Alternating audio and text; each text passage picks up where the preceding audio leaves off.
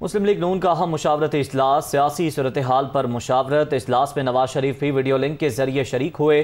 IMF से होने वाले मुज़ाकरात पर मुशावरत की गई। IMF से अवामी रिलीफ पैकेज नहीं मिलता तो बड़े फैसले लिए जाएं। नवाज शरीफ की जानिब से ये मशवरा दिया गया। पिछली हुकूमत का मलबा हम क्यों अपने सर लें, मुल्क को इंतशार करने वालों के रहमो करम पर ना छोड़ा जाए।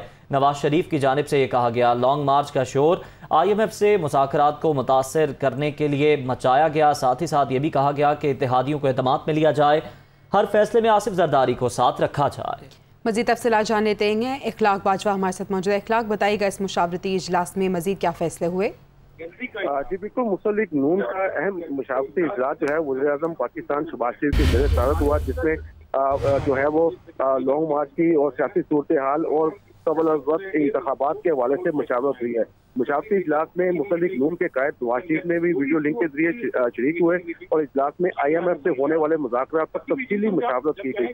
इस मौके पर मुस्लिम लीग नून के कायद नवाज शरीफ का कहना था कि अगर IMF अवामी रिलीफ पैकेज नहीं मिलता तो बड़े फैसले जो है वो किए जाए और पिछली हुकूमत का मलबा हम क्यों उठा अपने सामने। उनका मजीद कहना था कि मुल्क को इंतजार करने वालों के रहमो करम पर ना छोड़ा जाए।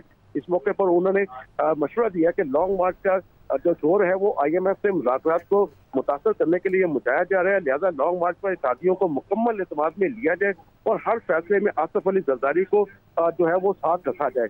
मुस्लिम लीग नून के कायद का मजीद कहना था कि इंतखाबी इस्लाहात का जो बिल है वो जल्द तैयार करके उसे कौमी असम्बली से पास कराया जाए और चेयरमैन नैब की तैनाती के लिए पूरी तौर पर आपस की नजर से मुशावरत की जाए।